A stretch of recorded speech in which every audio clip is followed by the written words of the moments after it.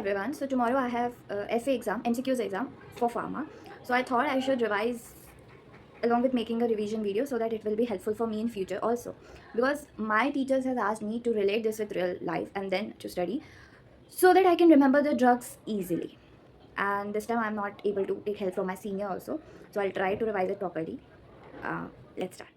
Okay so I have the PPT of my class and I think उससे revise करना is the best option क्योंकि मेरे पास ज़्यादा time नहीं है कि मैं बुक्स पढ़ने बैठूँ. इफ़ पॉसिबल अगर मैं रात में ज़्यादा देर तक खुद को खींच पाई पढ़ने के लिए, अगर सैचुरेशन पॉइंट हिट नहीं होगी उस टाइम पे, तो I try to read books also. Like मैंने केडीटी पढ़ने की कोशिश करी एंड ऑनेस्टली मैंने जनरल एनेस्थीसिया केडीटी से ही करा था, but it took a lot time और इतना टाइम अब मेरे पास बचा नहीं है कि मैं अच्छे से यूटिलाइज करूँ. So now I have to do everything from PPTs. MCQ है तो या आई नो बुक रीडिंग होनी चाहिए, बट लेट्स सी कितना हो पाता है. So today's topic is anti-epileptic drugs. So these are the learning objectives, which is classify anti-epileptic drugs based on clinical use, describe the mechanism of action of various classes of anti-epileptics, describe the therapeutic role of various classes of anti-epileptics, mention the indication for each anti-epileptic drug, describe adverse effects and contraindications to various classes of anti-epileptics, describe therapeutic role of newer anti-epileptics. Newer anti-epileptics is important. Then explain the general principles of anti-epileptic therapy, explain the management of status epilepticus, select an appropriate anti-epileptic for a given case scenario. It's too much. Okay, so seizure and epilepsy are two different terms. So seizure is transient alteration in the behavior because of disorder. उसके बाद word hide हो गया. Anyways, of group of brain neurons.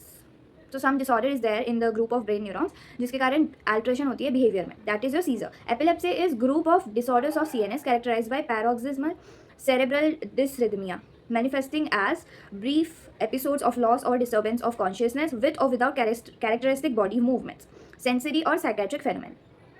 Definition no one is going to ask anyways. So वहाँ पे excitation and inhibition brain में balanced होता है, so a person is normal. Excitation के लिए ग्लूटामेट यूज़ होता है, इनहिबिशन के लिए गाबा एंड ग्लाइसिन यूज़ होता है. GABA and glycine are inhibitory neurotransmitter whereas glutamate is excitatory. So in seizure what happens is GABA and glycine will reduce. Okay, so inhibition is reduced and excitatory is increased. So the balance should be like this, but it is going like this. So inhibitory is your GABA and glycine. Glutamate is your excitatory, which is like increasing.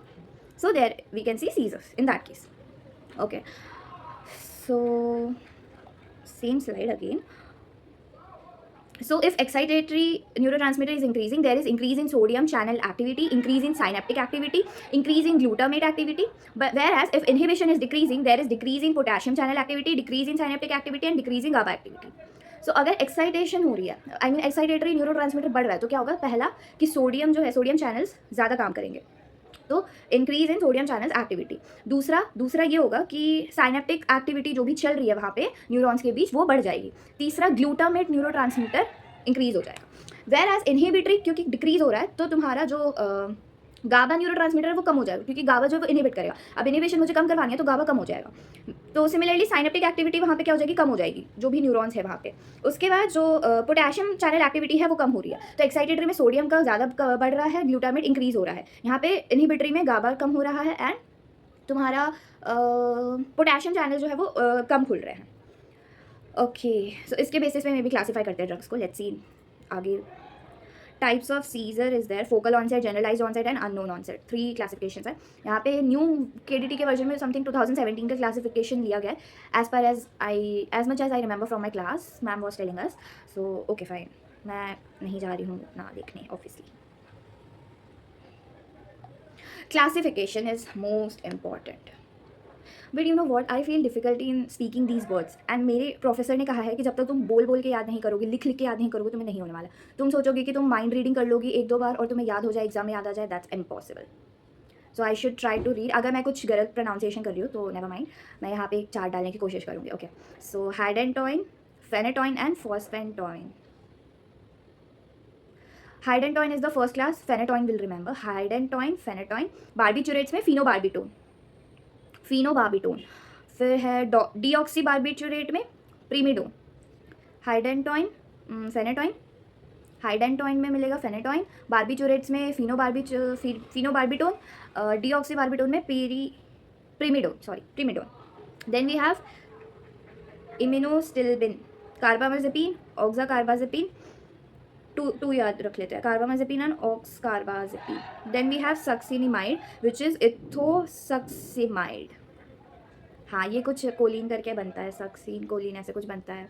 I remember जितना class में पढ़ाया था, मतलब ठीक है, class में सुनने से कुछ तो आ जाती है idea.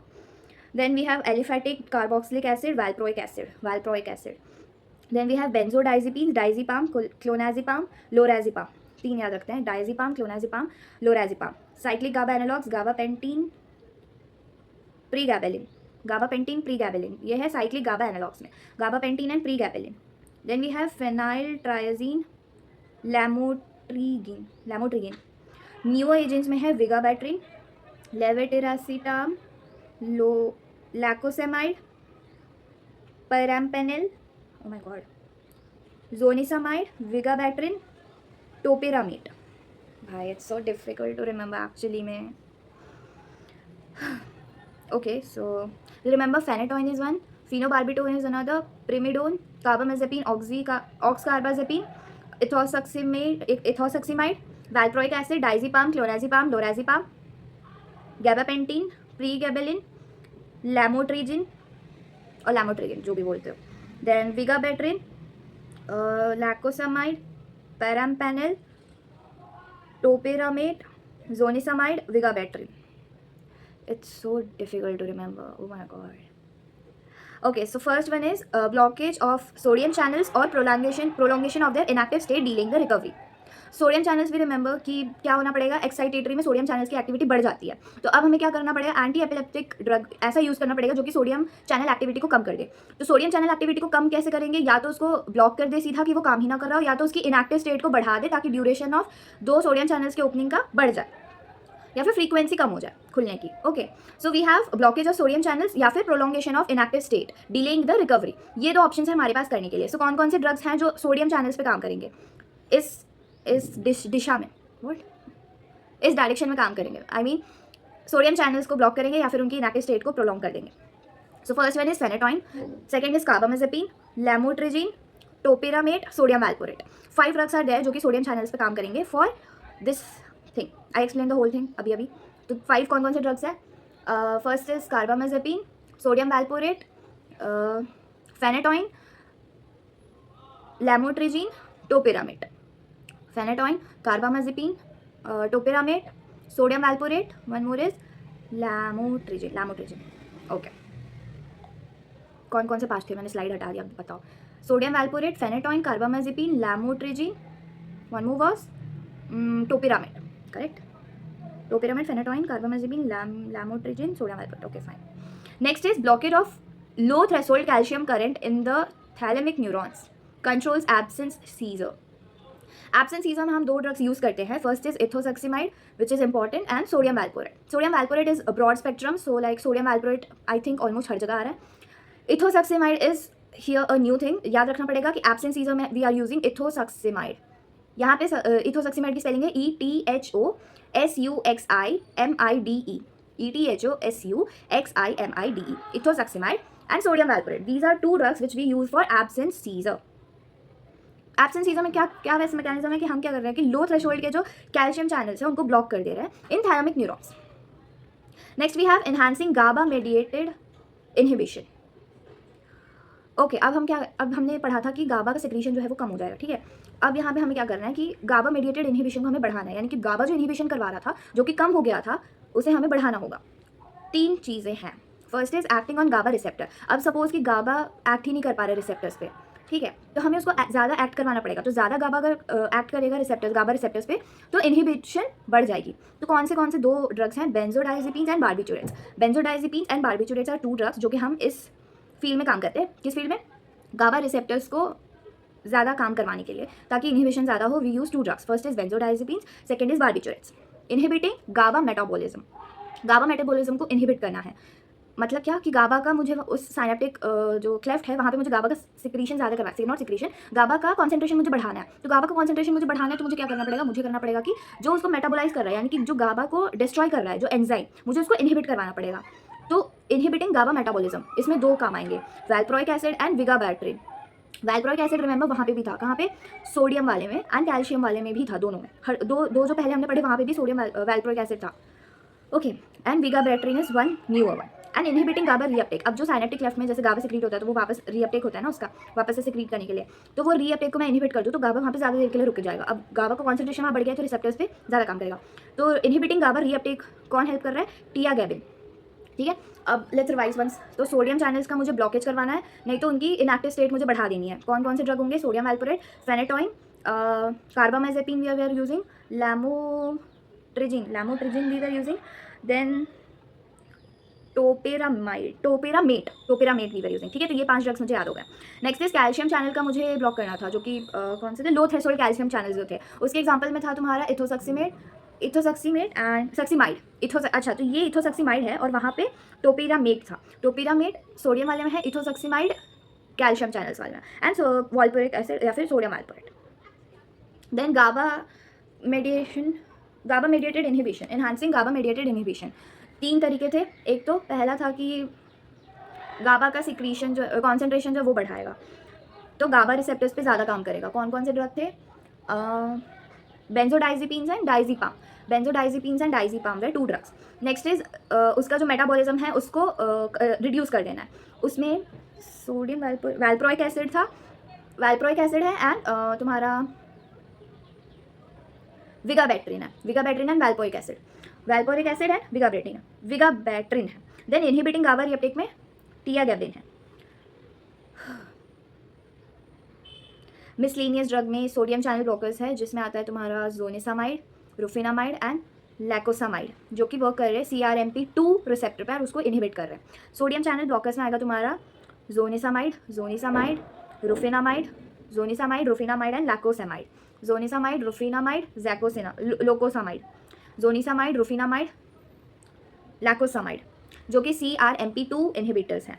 Next is potassium channel openers. अब देखो, मुझे सोडियम चैनल कम करने थे ना, तो मैंने उसको ब्लॉक कर दिया इन 3 ड्रग्स की हेल्प से। अब मुझे पोटेशियम चैनल्स को खोलना है ताकि इनहिबिटरी जो है वो बढ़ जाए। उसमें क्या? ईजोगैबिन, रेटिगैबिन। ईजोगैबिन याद रखते हैं, ezogabine is for potassium channel openers. Next is reduce glutamate effect. अब मुझे ग्लूटामेट भी कम करना पड़ेगा, क्योंकि ग्लूटामेट बढ़ रहा था तो एक्साइटेटेड बढ़ जा रहा था, इम्बैलेंस हो रहा था।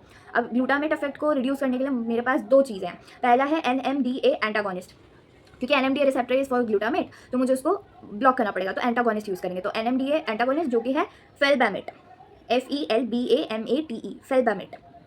And AMPA antagonist, AMPA is another receptor, उसका भी एंटागोनिस्ट चाहिए। तो perampanel and talampanel, PERAMPANEL and TELAMPANEL, these 2 things for AMPA antagonist and NMDA antagonist. These 2 are used for glutamate का activity को decrease करने के लिए। तो antagonist we are using for these 2 receptors, AMPA and NMDA.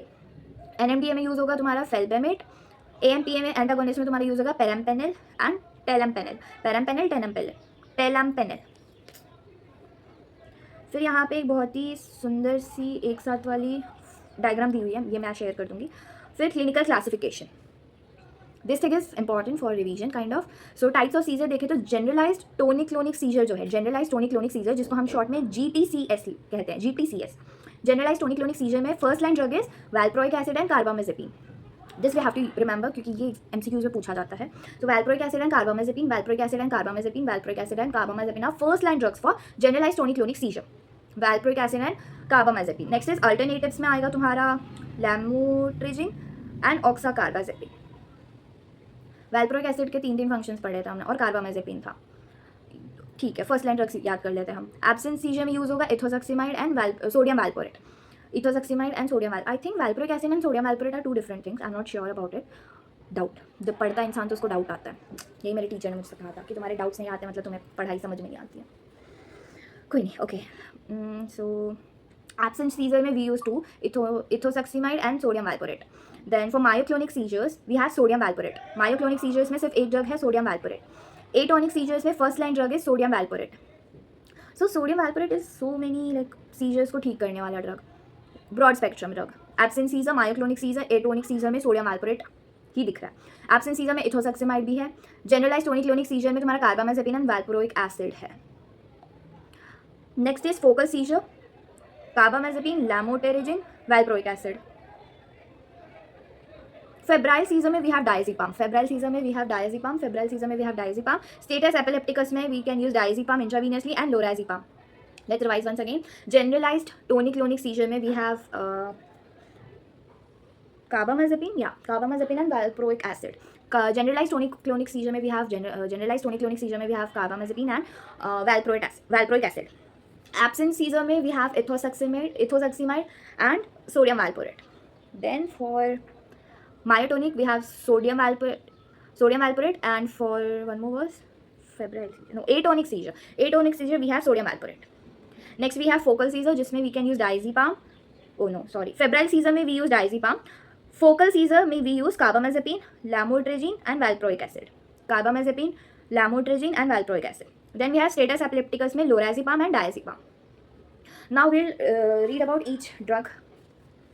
So we have phenytoin, which mechanism of action is prolongation of inactivate state of voltage gated sodium channel on a particular therapeutic dose.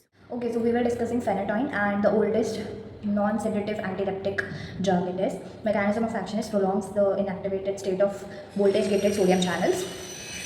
Therapeutic dose पे देने से क्या होता है कि ये voltage gated sodium channels का inactivated state को प्रोलॉन्ग कर देता है.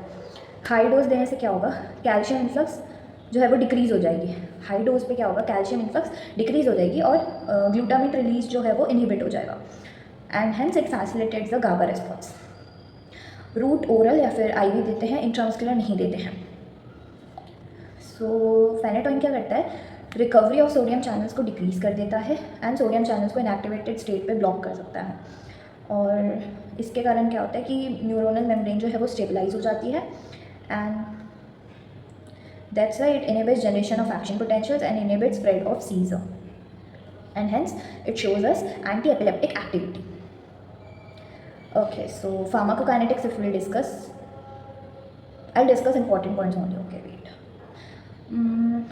Okay, potent enzyme inducer. It is a very potent enzyme inducer and it induces the CYP3A4. CYP यानी कि साइटोक्रोम P3A4 एंजाइम को ये इंड्यूस करता है एंड इनहिबिट करता है CYP2C19 एंजाइम को.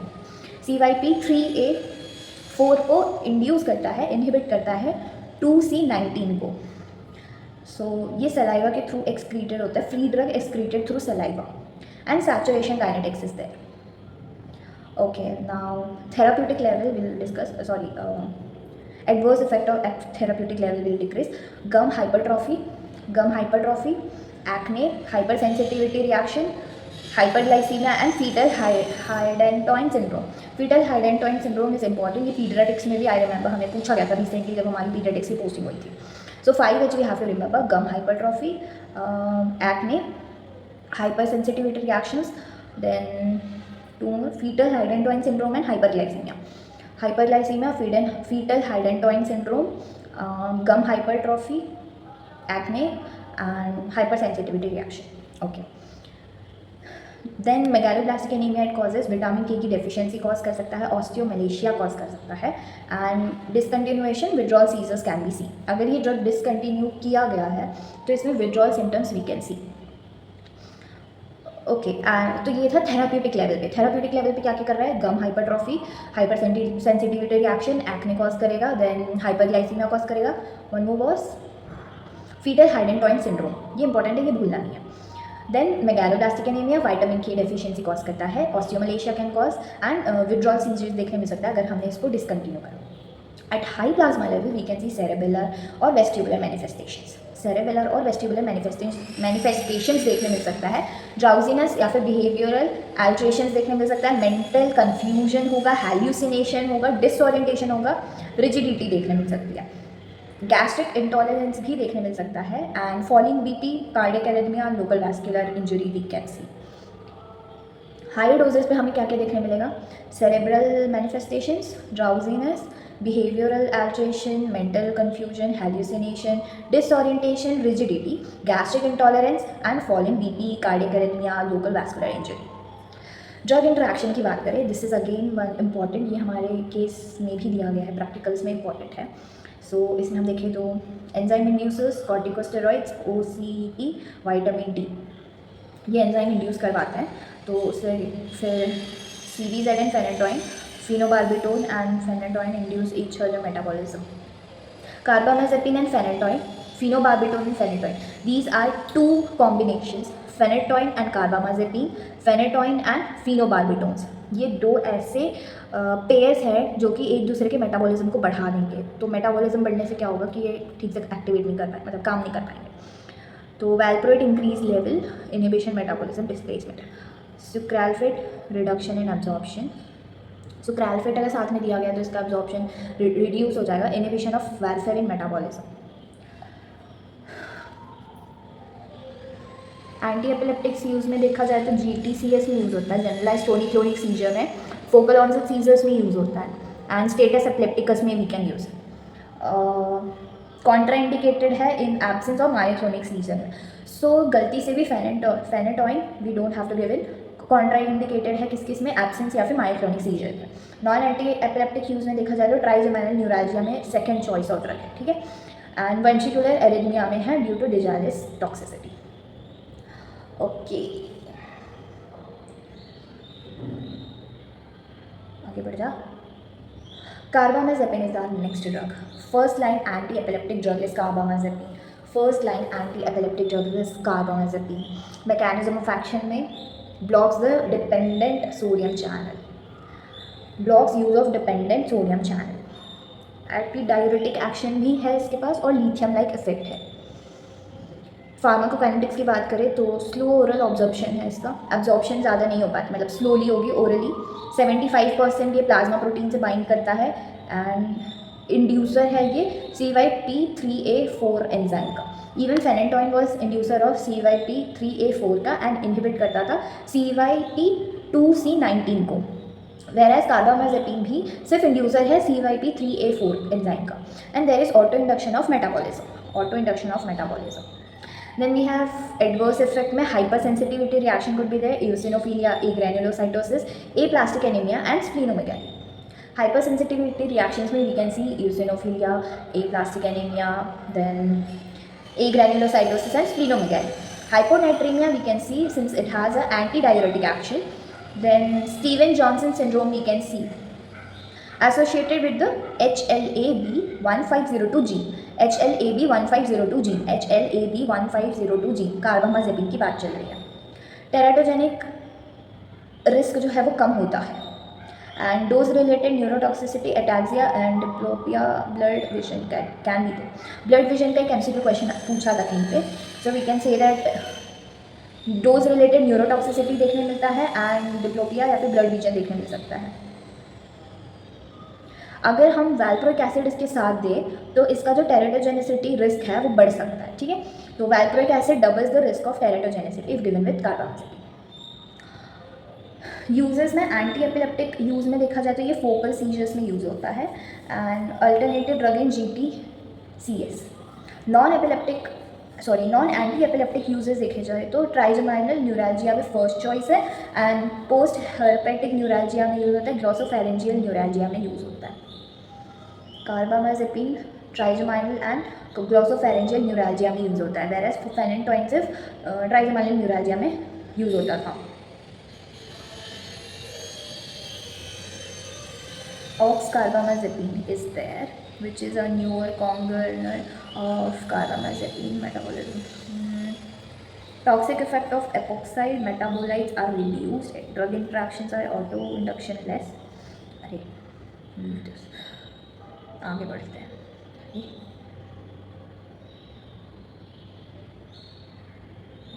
Okay, next is valproic acid. I hope phenytoin and carbamazepine मुझे याद है. Next is valproic acid sodium valproate. Mechanism of action is it prolongs the frequency dependent sodium channel inactivation. ठीक है, ये तो broad spectrum anti epileptic agent है. ये गाबा की एक्टिविटी को कम कर देता है बाय इंक्रीज कर देता है गाबा की एक्टिविटी को by inhibiting degradation and increases its synthesis. Sodium valproate क्या करेगा कि गाबा की जो भी तुम्हारी डिग्रेडेशन वाली थी यानी कि मेटाबॉलिज्म वाली जो भी एंजाइम थी उसको ये इनहिबिट करेगा एंड इसकी सिंथेसिस को बढ़ा देगा. Along with it blocks calcium mediated T current. Transient calcium channels होते हैं, आई थिंक उसको ब्लॉक करता है. तो वैल्प्रोइक एसिड का ये था तुम्हारा 3 तरह का मैकेनिज्म है इसका, ठीक है. आगे बढ़ें तो फार्माकोकाइनेटिक्स की बात करें तो oral absorption is good and ये 90 to 95% प्लाज्मा प्रोटीन बाउंड होता है. और ये एक एंजाइम इनहिबिटर है। पहले के दो फेनिटोइन जो था तुम्हारा इंड्यूसर इनहिबिटर दोनों था, कार्बामाजेपिन तुम्हारा सिर्फ इंड्यूसर था, पोटेंट एंजाइम इनहिबिटर है तुम्हारा सोडियम वाइलप्रेट। एडवर्स इफेक्ट में ये जीआईटी डिस्ट्रेस करवाता है, वेट गेन करवाता है, एलोपेसिया करवाता है, ataxia, drowsiness, tremors, idiosyncratic toxicity, hepatotoxicity करवाता है इन फीटल और children less than 3 years, then pancreatitis करवाता है, थ्रोम्बोसाइटोपिनिया करवाता है। एक बार और रिवाइज करते हैं, आई फॉरगॉट एवरीथिंग। तो डोजेज रिलेटेड में क्या होगा, जीआईटी डिस्ट्रेस करवाएगा, एलोपेसिया वेट गेन करवाएगा, रिवर्सिबल एलोपेसिया होता है, एटैक्सिया करवाएगा, ड्राउजीनेस करवाएगा, हेपेटोटॉक्सिसिटी होती है, ट्रेमर करवाते हैं, pancreatitis and thrombocytopenia. In pregnancy, there is high risk of NTDs or spina bifida. This is one question I heard in my pediatrics posting, spina bifida. तो कौन करवाता है तुम्हारा, सोडियम वैल्पोरेट जो है वो स्पाइना बाइफिडा करवाता है। वैल्पोरेट, वाओ, वैल्पोरेट के थ्रू तुम वैल्पोरेट के एडवर्स इफेक्ट्स को याद कर सकते हो। C, V is vomiting, A is anorexia. Valproate के स्पेलिंग के हिसाब से हम वो कर रहे हैं, ओके, न्यूमोनिक्स बनाया था। Vomiting is V, anorexia is A, L is liver toxicity, hepatotoxicity, P is pancreatitis, R is renal side effects और you can say retention of weight, O is oedema, A is alopecia, teratogenicity is there from T and E is enzyme inhibitor. Valproate, V is vomiting, A is alopecia which is reversible, L is your liver toxicity, hepatotoxicity, valpo, P is your pancreatitis, R is your renal side effects or retention of weight, valporate, A is your O should be there, O is edema, A is your alopecia. Okay, the first A is anorexia and this A is alopecia, then T is teratogenicity and E is enzyme inhibition. Drug interactions में phenytoin toxicity is there, increased plasma level of phenobarbital or lamotrigine, doubles the risk of teratogenicity of carbamazepine, ये वहाँ पे भी था ना, वहाँ पे भी पढ़ा था हमने। Then potentiates CNS depressant action of benzodiazepine and barbiturates। हालांकि ये मुझे किताब से पढ़ना सही लगता है क्योंकि ड्रग इंटरेक्शन जो है इतने आसान नहीं होते याद करने के लिए। यूजेस पे आता है, एंटी एपिलेप्टिक्स में एब्सिंसीजा में यूज़ होता है, GTCS में यूज़ होता है, देन फोकल सीजर्स में एज एन एडजुवेंट भी यूज़ हो सकता है, मायोक्लोनिक एंड एटोनिक सीजर्स में यूज़ होता है। वो जो चार्ट हमने पढ़ी थी फर्स्ट लाइन ड्रग्स की उसमें ये चीज़ थी। नॉन एपिलेप्टिक यूजेस में we can see mania depressive bipolar disorder, then prophylaxis for migraine and cluster headache, alternative to carbamazepine in trigeminal neuralgia। तो ट्राइजेमाइनल न्यूरल्जिया के हमें 3 ड्रग्स मिल गए हैं।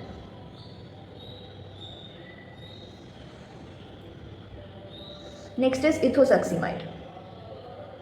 आई feel now I should walk one second. I hope you can see the weather is so good right now. Okay, तो हम अब बात करेंगे इथोसक्सीमाइड की। So mechanism of action should be, ये जो ट्रांजिएंट टाइप कैल्शियम चैनल्स होती है ना इन थैलेमोकॉर्टिकल सिस्टम, इसको ब्लॉक कर देता है। Inhibition of transient calcium channels in thalamocortical system. Adverse effect की बात करें तो GI इंटॉलरेंस होता है, नॉजिया, वोमिटिंग, ये सब करवाएगा। हेड एक करवाता है, dizziness, tiredness, mood changes, agitation, drowsiness, inability to concentrate. एक बार और बात करें तो ट्रांजिएंट कैल्शियम चैनल्स को ब्लॉक कर इनहिबिट कर देता है। एंड एडवर्स इफेक्ट्स में आएगा तुम्हारा GIT, mood swings, mood changes, agitation, then headache, dizziness, tiredness, inability to concentrate. जो तुम्हारा वैल्प्रोइक एसिड था वो क्या करता है, इथोसक्सीमाइड के मेटाबॉलिज्म को इनहिबिट कर देता है। Ethosuximide, remember, is only and only use for absent seizure. This is one important point. Then we have GABA A receptor agonist, which is benzodiazepines, barbiturates, ganaxolone and stiripentol. GABA reuptake inhibitors are tiagabine. GABA transaminase inhibitors. Yeah, this GABA transaminase is the enzyme which helps in metabolism of GABA neurotransmitter. तो अब हमें क्या करना है, इसकी metabolism को कम करना है ताकि GABA रिसेप्टर जो है वो ज़्यादा कॉन्सेंट्रेशन में रहे इन साइनेप्टिक क्लेफ्ट। तो क्या करते हैं, विगाबैट्रिन देते हैं। विगाबैट्रिन क्या करता है, गामा ट्रांसमाइनेज को इनहिबिट कर देता है एंड हेंस मेटाबॉलिज्म इतनी ज़्यादा नहीं होती है, तो GABA कॉन्सेंट्रेशन बढ़ जाता है। एंड एनालॉग जो है, GABA एनालॉग जो है like gabapentin and pregabalin. GABA analogue, gabapentin, प्रीगैबेलिन।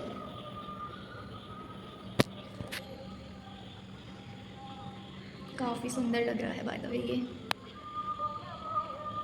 Anyways, come back. So we were discussing about GABA. Okay.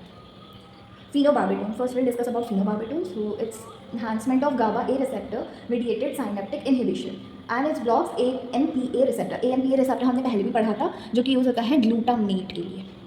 तो ग्लूटामेट का रिसेप्टर कौन है? AMPA एंड एक NMD ऐसा कुछ था. ओके. सो हाई डोज में ये क्या करता है? लाइगेंड कैल्शियम चैनल्स को ब्लॉक करता है. फार्माकोकाइनेटिक्स देखें तो पोटेंट एंजाइम इंड्यूसर है and tolerance to sedative action. Adverse effect, this is important: sedation, behavioral abnormalities, impairment in learning and memory, hyperactivity in children and mental. Okay, use in focal seizures, status epilepticus and GTCS. phenobarbital. तो हमने phenytoin से शुरू करा था और अब तक हम काफ़ी कुछ पढ़ चुके हैं. सो बेंजोडाइजेपिन्स. बेंजोडाइजेपिन्स में क्या होता है कि frequency of GABA mediated calcium channel opening is increased. Drawbacks क्या क्या है? I mean the side effects are sedative effect, tolerance to anti convulsant action. तो बेंजोडाइजेपिन्स में पहला आता है diazepam which is first line emergency control of convulsions, status epilepticus, tetanus, eclampsia, drug poisoning. Febrile seizure में भी इसको use करते हैं डायज़ेपाम को.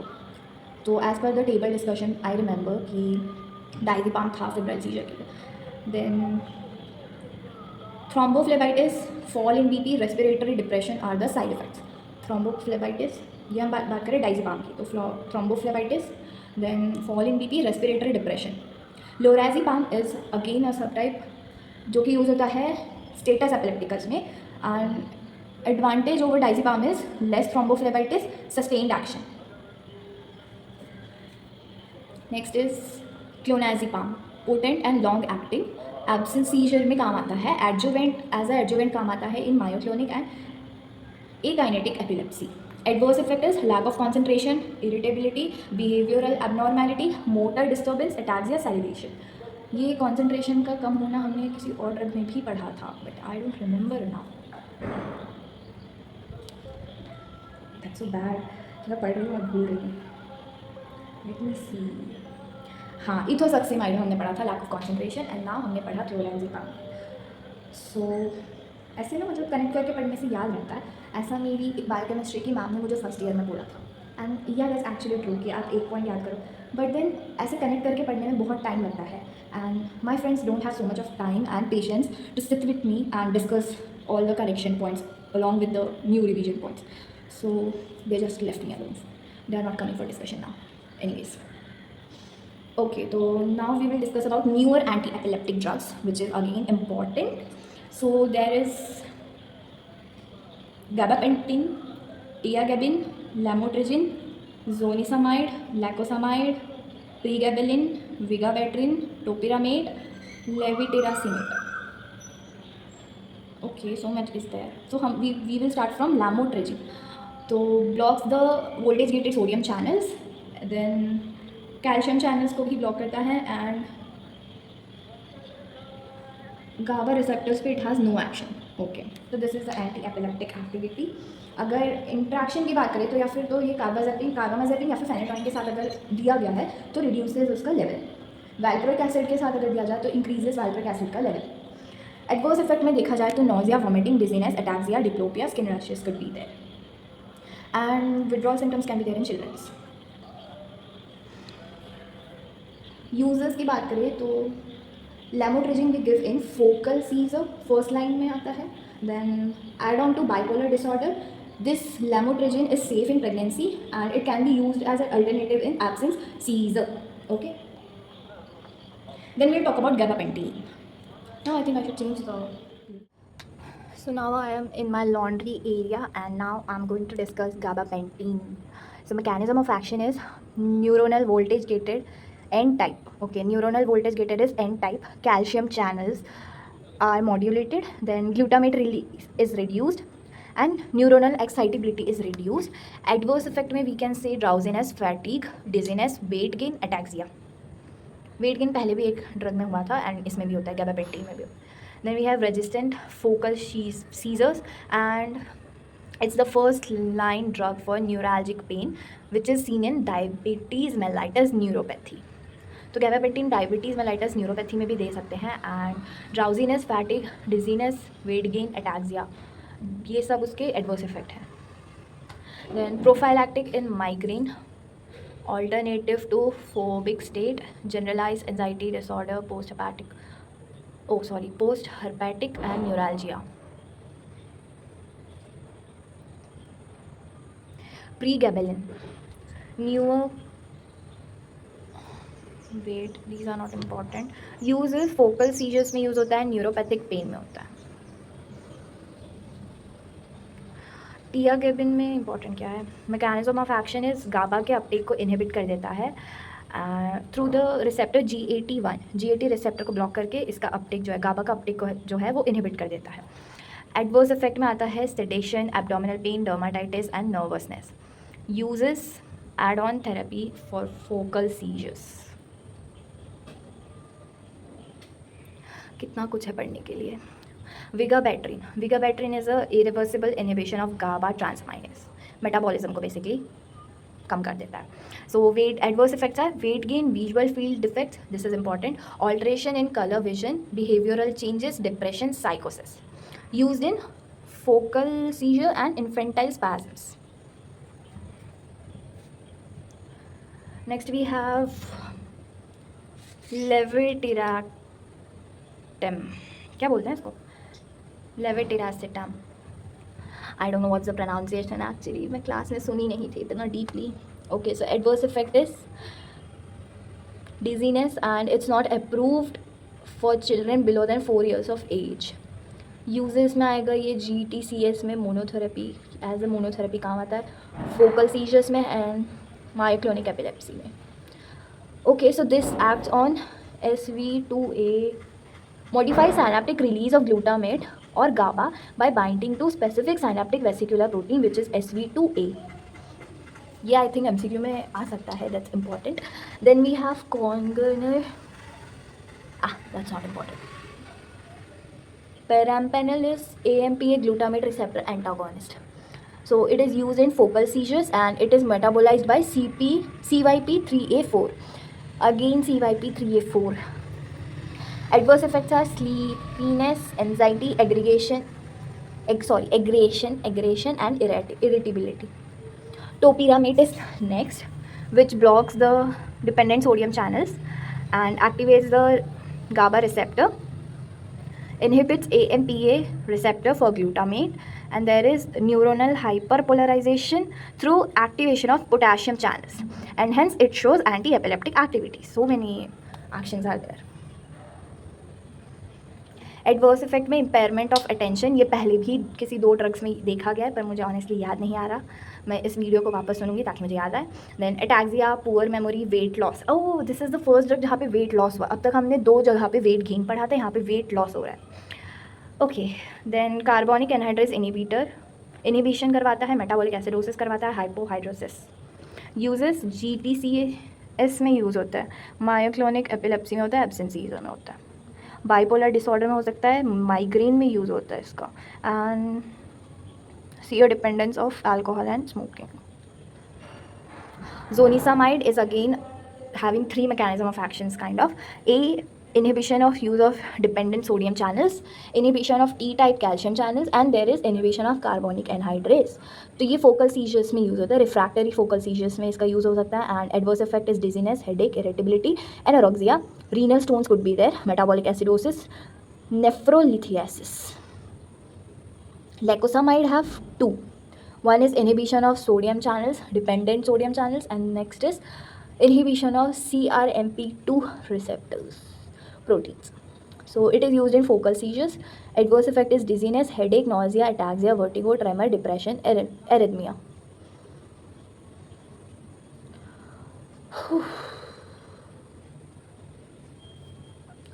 This is actually difficult to study, but once if you have studied and you have revised it properly multiple times, you can actually do it. और कुछ important है क्या? Management of generalized seizures. So first attack of seizure with high risk, Post seizure with high risk, history of epilepsy syndrome. Second is second attack of epilepsy. First line drugs we use is sodium valproate, 750 to 2000 mg per day. The drug of choice is sodium valproate in the case of generalized seizures and doses related toxicities, ataxia, sedation, tremors. Next we can give lamotrigine 150 to 500 mg per day, वो भी BID 2 times a day. Then dose related toxicities, ataxia, sedation, tremor, diplopia, Stevens-Johnson syndrome. This is important, Stevens-Johnson syndrome. Then वो है ना spina bifurcata ऐसे कुछ था एक और. Second line drugs are carbamazepine, oxcarbazepine, then clobazam. Indications to stop the drug is minimum 2 years of seizure-free interval, no family history, normal EEG, normal MRI and single seizure type, complete medical control of seizure for 1 to 5 years. Absent seizure ka management. This one could be important. Sodium valproate is a drug of choice. We give sodium valproate. Ethosuximide is another drug which we can use. Anyways, sodium valproate is the drug of choice. 750 to 2000 mg per day. Either given 2 times a day or 4 times a day. Next is ethosuximide, which is again 750 to 1250. 750 say 1250 mg per day. Okay. Next is second line drug, not important. Focal seizures के लिए we can give carbamazepine, which is 600 to 800 mg per day, or oxcarbazepine, which is 900 to 2400 mg per day.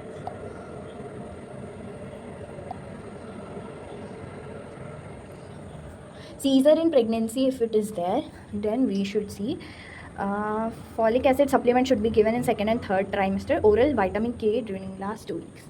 Risk of teratogenicity, the most is in valproic acid, then in phenytoin. So सबसे ज़्यादा जो है वो है valproic acid. Valproic acid से कम है phenytoin, then phenytoin से कम है phenobarbital, phenobarbital से कम है तुम्हारा carbamazepine, then carbamazepine से कम है oxcarbazepine, oxcarbazepine से कम है टोपिरामेट में, देन टोपिरामेट से कम है लैमोट्रिजिन में, लैमोट्रिजिन और इथोसक्सिमाइड में इक्वल टेराटोजेनिक इफेक्ट है, एंड इन दोनों के कंपैरेटिवली कम है किसमें, लिवर ट्रियासेटाम में.